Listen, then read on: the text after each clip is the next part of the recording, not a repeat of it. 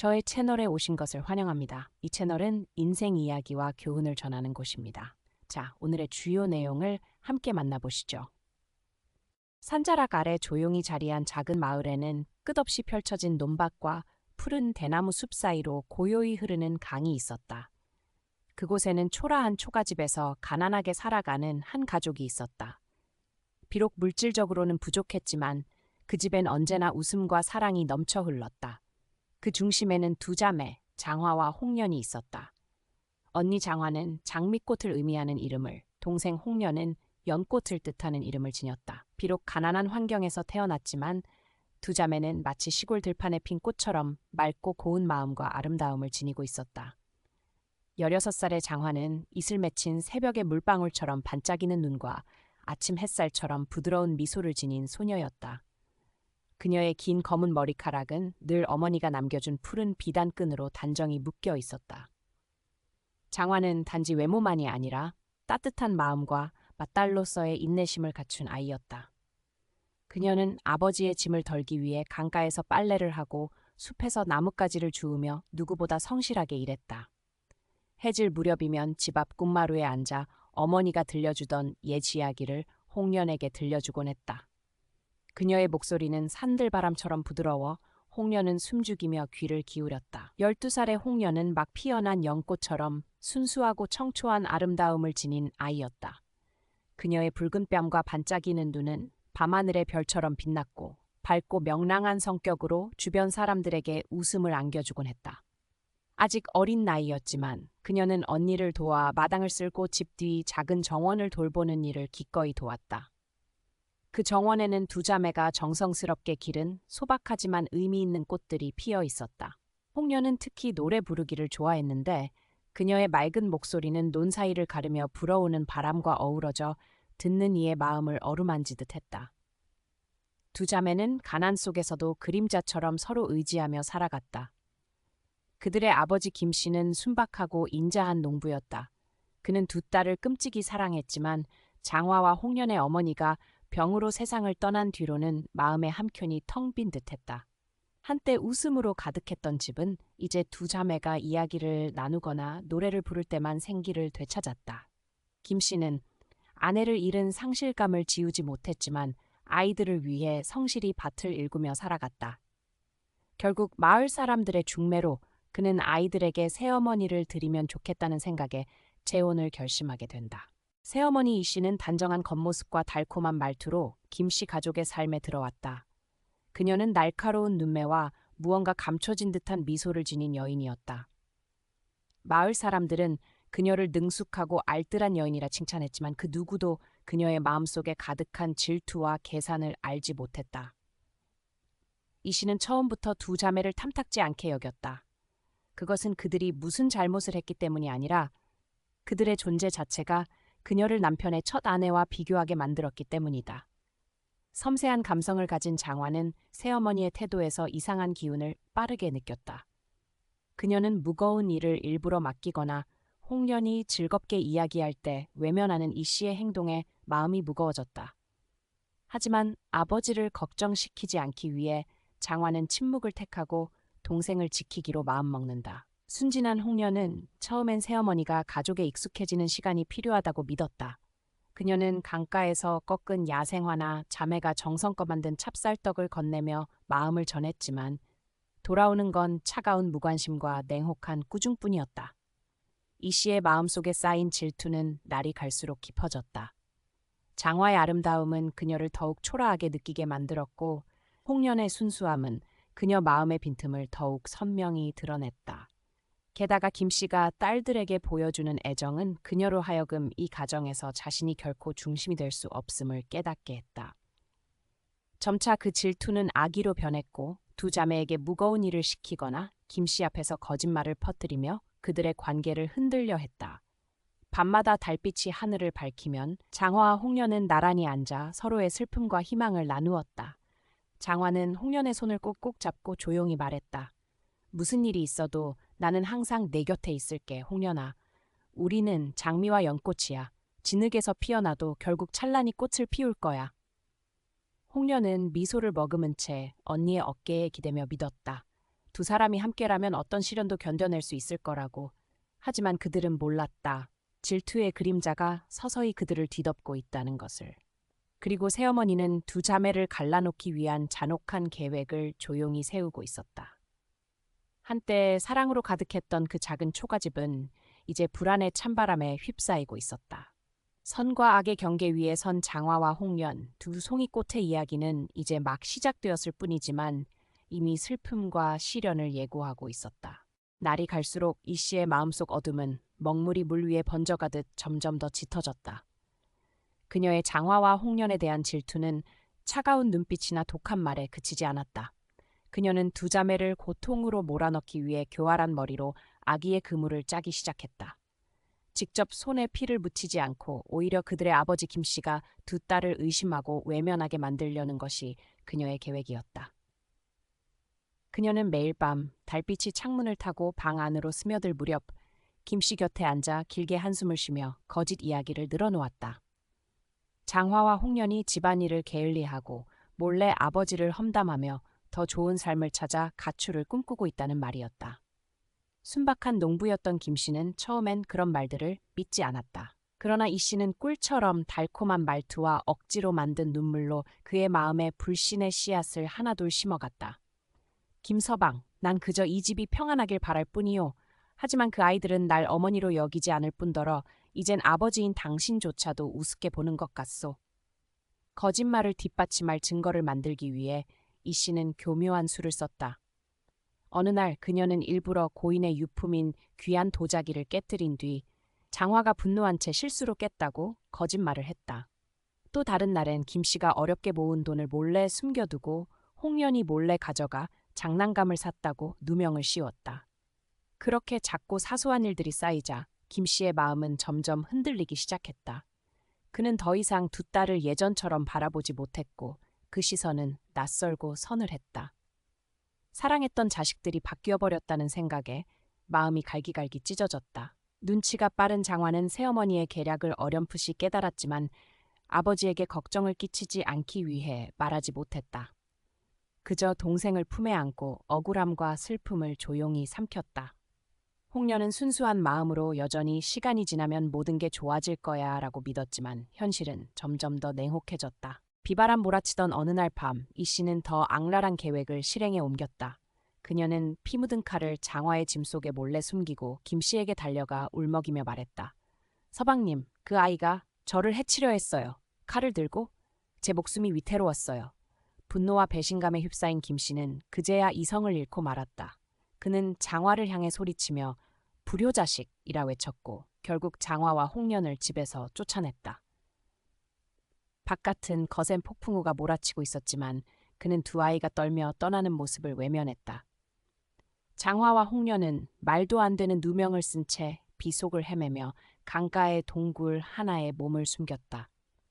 두 자매는 서로의 손을 꼭 붙잡고 눈물을 흘렸지만 불행은 거기서 끝나지 않았다. 이 씨는 혹여 그들이 돌아와 진실을 밝힐까 두려워 마을의 불량배를 돈으로 매수했다. 그리고 그자는 한밤중 두 자매가 잠든 틈을 타 바위 하나를 굴려 그들을 차디찬 돌무덤 아래에 묻어버렸다. 그렇게 장화와 홍련 두 송이꽃은 말 한마디도 남기지 못한 채 세상을 떠났다. 하지만 죽음은 결코 이야기의 끝이 아니었다. 억울함과 슬픔을 가슴에 안은 두 자매의 영혼은 이승을 떠나지 못한 채 밤마다 강가를 배회했다. 그들이 빨래하며 노래 부르던 그곳에서 흐느끼는 소리가 바람과 섞여 들려왔고 마을 사람들은 차가운 등골을 부여잡으며 공포에 떨었다. 장화의 영혼은 긴 머리를 늘어뜨린 채 마을 어귀에 오래된 느티나무 아래에 서 있었고 홍련의 맑던 목소리는 이젠 슬픔을 머금은 노래가 되어 사람들의 꿈속에 스며들었다. 그러던 어느 날 밤 두 자매의 혼령은 김 씨의 꿈에 나타났다. 장화는 떨리는 목소리로 모든 진실을 털어놓았고 홍련은 눈물 어린 눈으로 아버지에게 간절히 호소했다. 아버지, 저희는 죄가 없어요. 진실을 밝혀주세요. 김 씨는 식은땀을 흘리며 잠에서 깨어났다. 가슴이 찢어질 듯 아파. 그는 자신이 믿었 아팠다. 모두 거짓이었을지도 모른다는 의심에 사로잡혀 마을 사람들에게 은밀히 물어보았다. 그때 한 이웃이 조심스럽게 말했다. 며칠 전 이 씨가 밤중에 어떤 수상한 사내와 몰래 만나는 걸 봤어요. 진실을 추적한 끝에 김 씨는 강가의 동굴에서 자식들의 시신을 발견했다. 무거운 돌 아래에 고요히 잠든 두 아이를 보자 그는 바닥에 주저앉아 통곡했다. 진실이 밝혀지자 마을 사람들은 분노했고 이 씨에게 죄를 추궁했다. 결국 그녀는 떨리는 입으로 자신의 악행을 모두 고백했다. 거짓, 음모, 그리고 살인까지 그녀의 죄는 돌이킬 수 없는 것이었다. 마을 사람들과 김 씨는 두 자매의 영혼을 위로하기 위한 제사를 올렸다. 달빛 아래 피어오르는 향연기 속에서 사람들은 나란히 손을 잡고 웃고 있는 두 소녀의 희미한 형체를 보았다고 전했다. 그 후 이 씨는 마을에서 쫓겨나 외딴 곳에서 외롭게 생을 마감했다. 그녀의 마지막 날까지 그녀는 자매의 눈망울을 잊지 못했다고 한다. 장화와 홍련, 질투와 악의에 짓밟힌 두 꽃의 이야기는 마을의 전설로 남았다. 사람들은 속삭였다. 악은 언젠가 드러나고 진실과 정의는 반드시 빛을 찾는다. 이 씨의 죄악이 드러난 후 강가의 작은 마을은 마치 오랜 악몽에서 깨어난 듯한 분위기였다. 귀신에 대한 소문으로 가득 찼던 마을 사람들의 눈빛은 이제 의심과 두려움을 넘어 분노와 연민으로 가득 찼다. 사람들은 김 씨의 초가집 앞에 모였다. 그곳에서 이 씨는 떨고 있었고 더 이상 단정한 겉모습을 유지하지 못했다. 아침 햇살 아래 그녀의 얼굴은 지쳐 보였고 냉혹하던 눈빛은 이제 공포에 질려 있었다. 마치 장화와 홍련 자매의 혼이 어딘가에서 그녀를 응시하고 있는 듯했다. 슬픔에 잠긴 아버지 김 씨는 마을 사람들 앞에 섰다. 그의 목소리는 떨렸지만 결의에 차 있었다. 그는 더 이상 달콤한 말에 속는 순박한 농부가 아니었다. 사랑하는 두 딸을 잃은 아픔과 이 씨의 잔혹함을 알게 된 후 그의 마음은 더 이상 물러서지 않았다. 당신은 장화와 홍련의 생명을 앗아갔고 이 가정의 기쁨을 빼앗았습니다. 그는 목이 메어 말을 이었다. 당신은 마을 앞에서만이 아니라 내 딸들의 영혼 앞에서도 그 죄값을 치러야 합니다. 마을 사람들은 모두 동의하며 이 씨가 합당한 벌을 받아야 한다고 외쳤다. 더 이상 변명할 수 없었던 이 씨는 군중 앞에 무릎을 꿇고 눈물을 흘렸다. 그러나 마을 사람들 중 누구도 그녀를 불쌍히 여기지 않았다. 그녀는 억울한 누명을 씌우려 한 음모부터 폭풍우 치던 밤 자매를 죽이기 위해 악인을 고용한 사실까지 모두 고백했다. 비록 늦은 고백이었지만 김 씨와 마을 사람들의 마음에 또 한 번 깊은 상처를 남겼다. 그러나 가장 소름 끼친 것은 그녀가 최근 밤마다 홍련의 노랫소리를 귀에서 듣고 창문 밖에서 긴 머리카락을 휘날리는 장화가 분노에 찬 눈빛으로 자신을 바라보는 모습을 보았다고 한 고백이었다. 마을 사람들은 자매의 혼령이 돌아와 단지 정의를 요구할 뿐만 아니라 악행은 결코 영원히 숨길 수 없음을 경고하고 있다고 믿었다. 마을 풍습에 따르면 중대한 죄를 저지른 자는 공동체에서 추방되어 외로이 살아가며 양심의 가책에 시달리다 생을 마쳐야 한다. 마을 사람들은 이 씨를 추방하기로 결정하고 몸에 걸친 옷 한 벌 외에는 아무것도 가져가지 못하게 했다. 안개가 들판을 덮은 어느 이른 아침 이 씨는 마을 밖으로 끌려나갔다. 그녀는 사람들의 경멸 어린 시선 속에 휘청거리며 걸었다. 누군가는 그녀가 계속 뒤를 돌아보며 무언가에 쫓기는 듯한 모습을 봤다고 했다. 어떤 이는 그녀 뒤를 따라가는 두 희미한 그림자, 하나는 키가 크고 하나는 작고 여린 형체를 보았다고 맹세했다. 마치 그녀가 절대 돌아오지 못하도록 지켜보는 듯한 모습이었다. 그 후로 마을 사람들은 그녀에 대한 소식을 들은 적이 없지만 그녀가 생을 마칠 때까지 외로움과 두 자매의 울음소리에 시달렸다는 소문만이 전해졌다. 이 씨가 떠난 후 김 씨와 마을 사람들은 장화와 홍련의 혼령을 위로하기 위한 제사를 지냈다. 자매가 함께 빨래를 하며 노래를 부르던 강가에 작은 제단이 세워졌고 장화와 홍련이라는 이름을 닮은 장미꽃과 연꽃으로 가득 채워졌다. 향이 피어오르며 은은한 달빛 속으로 스며들었다. 이는 자매의 혼이 평온하게 떠나길 바라는 기도였다. 김 씨는 제단 앞에서 무릎을 꿇고 오열하며 용서를 구했다. 아버지가 너희를 믿지 못하고 사랑보다는 의심을 택했구나. 마을 사람들도 제단을 둘러서서 오래된 경문을 함께 읊으며 두 혼령이 영원한 안식을 찾기를 기도했다. 그날 밤 기적이 일어났다. 제사가 끝난 후 연꽃과 장미꽃 향기를 품은 부드러운 바람이 불어왔다. 강물 위에 두 개의 희미한 형체가 나타났다. 손을 맞잡고 부드러운 미소를 띠고 있었다. 긴 머리카락과 반짝이는 눈망울을 가진 장화는 평온을 되찾은 듯했고 순수한 미소의 홍련은 짧은 노래를 불렀다. 이번에는 더 이상 슬픔이 아니라 기쁨이 담긴 노래였다. 두 형체는 점차 달빛 속으로 스며들며 사라졌고 마을 전체에 평화로운 감정이 감돌았다. 사람들은 두 자매의 혼이 마침내 위로를 받고 원한에서 벗어나 안식을 찾았다고 믿었다. 그 이후로 마을은 본래의 평화로운 일상으로 돌아왔다. 두 자매의 웃음소리가 사라진 김 씨의 초가집도 더 이상 의심과 증오의 그림자에 덮이지 않았다.